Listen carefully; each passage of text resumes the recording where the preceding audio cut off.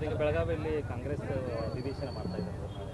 ಅದು ಮೂಲ ಕಾಂಗ್ರೆಸ್ಸಿನ ಅಧಿವೇಶನ ಅಲ್ಲ, ಇವತ್ತಿನ ನಕಲಿ ಕಾಂಗ್ರೆಸ್ಸಿನ ಅಧಿವೇಶನ.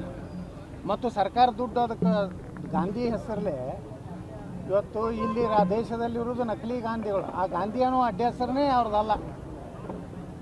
ಗಾಂಧಿ ಹೆಂಗೆ ಬತ್ತು ಅನ್ನೋದನ್ನೇ ಬಹಿರಂಗಪಡಿಸ್ಬೇಕು ಅವ್ರು. ಫಿರೋಜ್ ಖಾನ್ ಇದ್ದಿದ್ದು ಗಾಂಧಿ ಹೆಂಗಾಯ್ತು ಅನ್ನೋದನ್ನು ಬಹಿರಂಗಪಡಿಸ್ಬೇಕು ಕಾಂಗ್ರೆಸ್. ಅದಕ್ಕೆ ಯಾವುದೇ ಪಾವಿತ್ರ್ಯತೆ ಇಲ್ಲ.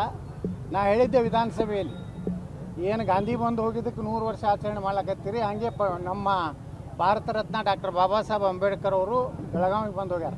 ಚಿಕ್ಕೋಡಿಯಲ್ಲಿ 2 ದಿವಸ ಒಬ್ಬ ರೈತನ ಒಂದು ಕೇಸ್ ಸಲುವಾಗಿ ಬಂದು ವಾಸ್ತವ ಮಾಡಿ, ಒಬ್ಬ ತಾಯಿ ಹೆಣ್ಮಗಳು ಅವರಿಗೆ ಅಡುಗೆ ಮಾಡಿ ಕೊಟ್ಟಂಥ ಹೆಣ್ಮಗಳು ಸಹ ಇವತ್ತು ಸಾಕ್ಷಿ ಇದ್ದಂಥ ಒಂದು ಪವಿತ್ರ ಭೂಮಿ ಬೆಳಗಾವಿ. ಅದನ್ನು ಅದೇ ಏನು ಬಾಬಾ ಸಾಹೇಬ್ ಅಂಬೇಡ್ಕರ್ ಅವ್ರದ್ದು ಸ್ಮರಣೆ ಮಾಡ್ಕೊತ ಕೆಲಸ ಮಾಡಬೇಕಾಗಿತ್ತು. ಆದ್ರೆ ನೋಡಿ, ಕೇವಲ ಗಾಂಧಿನ ಅಷ್ಟೇ ಅವರು ಸ್ಮರಣೆ ಮಾಡ್ತಾ ಇದ್ದಾರೆ, ಅಂಬೇಡ್ಕರ್ ಅವ್ರನ್ನ ಸ್ಮರಣೆ ಮಾಡ್ತಾರೆ. ಇದು ನೋಡ್ರಿ ಅವ್ರು ಅಂಬೇಡ್ಕರ್ ದ್ರೋಹ ಅನ್ನೋದಕ್ಕೆ ತಾಜಾ ಉದಾಹರಣೆ ಬೆಳಗಾವಿದು. ಸರಿ, ಅಮಿತ್ ಶಾ ಅವರಿಗೆ ಬಗ್ಗೆ ಅವ್ರು ವಿರೋಧ ಮಾಡಿ ಅವ್ರು ರಾಜೀನಾಮೆ ನೀಡಬೇಕು ಅಂತ ಆಗ್ರಹಿಸಿ 28ಕ್ಕೆ ಕೊಟ್ಟಿದ್ದಾರೆ. ನೋಡಿ, ದಲಿತರನ್ನ ಇಷ್ಟೇ ವಿನಂತಿ ಮಾಡ್ಕೋತೀನಿ, ಕಾಂಗ್ರೆಸ್ನವರು ನಿಮ್ಗೆ ಹೇಳಕತ್ತಾರೆ ಏನು, ಅಮಿತ್ ಶಾ ಅವರ ಹೇಳಿಕೆನ ಕಟ್ ಮಾಡಿ ತಮ್ಗೆ ಹೆಂಗೆ ಬೇಕಂಗೆ ಅದನ್ನು ಉಪಯೋಗ ಮಾಡ್ಲಕತ್ತಾರೆ.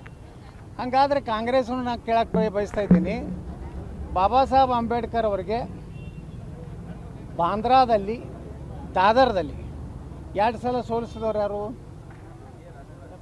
ಬಾಬಾ ಸಾಹೇಬ್ ಅಂಬೇಡ್ಕರ್ ಅವರು ಕೆಲವೊಂದು ಕಾನೂನುಗಳನ್ನು ತಿದ್ದುಪಡಿ ಮಾಡಬೇಕಂದಾಗ ಸಹಕಾರ ಕೊಡದೆ ಜವಾಹರ್ಲಾಲ್ ನೆಹರು ಎಷ್ಟು ಉದ್ದಟತನದಿಂದ ಮಾತಾಡ್ಯಾರಂದರೆ, ಬಾಬಾ ಸಾಹೇಬ್ ಅಂಬೇಡ್ಕರ್ ಅವರು ರಾಜೀನಾಮೆ ಕೊಟ್ಟರೆ ನಮಗೇನೂ ಆಗೋದಿಲ್ಲ ಅನ್ನುವಂಥ ದುರಂಕಾರದಿಂದ ಮಾತಾಡಿದಂಥವ್ರು ಯಾರು? ಜವಾಹರ್ಲಾಲ್ ನೆಹರು. ಬಾಬಾ ಸಾಹೇಬ್ ಅಂಬೇಡ್ಕರ್ ಅವರ ದೆಹಲಿಯಲ್ಲಿ ಅವರು ನಿಧನರಾದಾಗ ಅವರಿಗೆ ಒಂದು 10x10 ಜಾಗ ಕೊಡಲಾರ್ದವ್ರು ಯಾರು? ಕಾಂಗ್ರೆಸ್ನವರು. ಬಾಬಾ ಸಾಹೇಬ್ ಅಂಬೇಡ್ಕರ್ ಅವರು ನಮ್ಮ BJPಯ ಬೆಂಬಲಿತ ವಾಜಪೇಯಿ ಅದ್ವಾನಿಯವರು ಕೇಂದ್ರ ಮಂತ್ರಿ ಆದಾಗ ಭಾರತ ರತ್ನ ಕೊಟ್ಟರು. ನಾವು ಕೊಟ್ಟಿವಿ ಭಾರತ ರತ್ನ ನೆಹರುಗೂ ಯಾರು ಕೊಟ್ಟಿರಲಿಲ್ಲ, ನೆಹರು ಸ್ವಂತ ತಾನೇ ತೊಗೊಂಡ. ಇಂದಿರಾ ಗಾಂಧಿಗೆ ಯಾರು ಕೊಟ್ಟಿರಲಿಲ್ಲ, ಇಂದಿರಾ ಗಾಂಧಿ ತಾನೇ ತೊಗೊಂಡಳು. ಅಲ್ಲಿದಿಂದ ರಾಜೀವ್ ಗಾಂಧಿ ಇವರೆಲ್ಲ ಭಾರತ ರತ್ನ ತಾವೇ ತೊಗೊಂಡ್ರು. ಆದರೆ ಬಾಬಾ ಸಾಹೇಬ್ ಅಂಬೇಡ್ಕರ್ ಇವತ್ತು ಭಾರತ ರತ್ನ ಕೊಡಲಿಲ್ಲ. ಮತ್ತು ಪಂಚತೀರ್ಥ ಅಂತೇಳಿ ನಮ್ಮ ಪ್ರಧಾನಮಂತ್ರಿ ನರೇಂದ್ರ ಮೋದಿಯವರು ಎಲ್ಲಿ ಇಂಗ್ಲೆಂಡ್ನಲ್ಲಿ ಕಲಿತಂಥ ಅವರ ರೂಮ್ ಇರ್ಬೋದು, ಅದೇ ರೀತಿ ಏನು ದೆಹಲಿಯಲ್ಲಿ ಅವ್ರ ಪ್ರಾಣವನ್ನು ಬಿಟ್ಟಂಥ ಆ ಮನೆ ಇರ್ಬೋದು, ಅದೇ ರೀತಿ ಮುಂಬೈದಲ್ಲಿ ಏನವ್ರ ಅಂತ್ಯಕ್ರಿಯೆ ಆಯ್ತಲ್ಲ, ಯಾವ ಬಾಬಾ ಸಾಹೇಬ್ ಅಂಬೇಡ್ಕರ್ ಅವರಿಗೆ ದಿಲ್ಲಿದಿಂದ ಮುಂಬೈಗೆ ಆ ಪಾರ್ಥಿವ ಶರೀರ ತರಲಿಕ್ಕೆ ಸಹ ವಿಮಾನದ ವ್ಯವಸ್ಥೆನೂ ಮಾಡಲಿಲ್ಲ. ಸ್ವತಃ ಬಾಬಾ ಸಾಹೇಬ್ ಅಂಬೇಡ್ಕರ್ ಅವರ ಕಾರ್ ಮಾರಿ ಆ ಬಂದಂಥ 5,000 ರೂಪಾಯಿ ಹಣದಲ್ಲಿ ಅವರ ಒಂದು ವಿಮಾನದ ಹಣ ಇದು ಅದನ್ನು ಬಾಡಿಗೆ ತುಂಬಿ ತೊಗೊಂಡು ಬರೋಂಥ ಪರಿಸ್ಥಿತಿ ಆಯಿತು. ಇದು ನಾ ಹೇಳ್ತಾ ಇಲ್ಲ, ವಿಧಾನಸಭೆಯಲ್ಲಿ ಕಾಂಗ್ರೆಸ್ಸಿನ ನಾಯಕ ಮಾಜಿ ಸ್ಪೀಕರ್ ರಮೇಶ್ ಕುಮಾರ್ ಅವರು ಹೇಳಿದ್ದಂಥ ದಾಖಲೆ ಇದೆ. ಇದಕ್ಕೆ ಮೊದಲು ಕಾಂಗ್ರೆಸ್ನವ್ರು ಉತ್ತರ ಕೊಡಲಿ.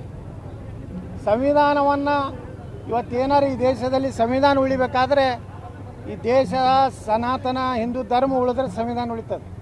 ಇವತ್ತು ಬಾಂಗ್ಲಾದಲ್ಲಿ ಯಾಕೆ ಸಂವಿಧಾನ ಇಲ್ಲ? ಇವತ್ತು ಪಾಕಿಸ್ತಾನದಲ್ಲಿ ಯಾಕೆ ನಮ್ಮ ಸಂವಿಧಾನ ಇಲ್ಲ? ಅಲ್ಲಿ ಇಸ್ಲಾಂ ಯಾಕೆ ಬಂತು? ಇದಕ್ಕೆಲ್ಲದಕ್ಕೂ ಉತ್ತರ ಕಾಂಗ್ರೆಸ್ ಹೇಳಬೇಕಾಗ್ತದೆ. ಕಾಂಗ್ರೆಸ್ಸು ಇವತ್ತು ಬಾಬಾ ಸಾಹೇಬ್ ಅಂಬೇಡ್ಕರ್ ಅವರ ಸಂವಿಧಾನವನ್ನು ಒಪ್ಪಿಲ್ಲ, ಕೇವಲ ಪುಸ್ತಕ ತೋರಿಸ್ತಾರೆ. ಆದರೆ ಇವತ್ತೆಲ್ಲ ಜಾರಿ ಮಾಡಿದಂಥದ್ದು ನರೇಂದ್ರ ಮೋದಿಯವರು. ಅಮಿತ್ ಶಾ ಅವರು ಏನು ಹೇಳಿಕ್ಕೆ ಹೋಗಿದ್ದಾರೆ ಅಲ್ಲಿ, ಅಂಬೇಡ್ಕರ್ ಅವ್ರನ್ನ ಇಷ್ಟೆಲ್ಲ ಅಪಮಾನ ಮಾಡಿದ್ರಿ, ಏನು ನೈತಿಕತೆ ಅಂತ ಕೇಳ್ಯಾರ. ಏನು ತಪ್ಪೇನೈತಿ? ಆ ಹೇಳಿಕೆಯನ್ನು ತಿರುಚಿ ತಮಗೆ ಹೆಂಗೆ ಯಾವಾಗಲೂ ಕಾಂಗ್ರೆಸ್ ಇದೇ ಮಾಡ್ಕೊತ ಬಂದಿದೆ.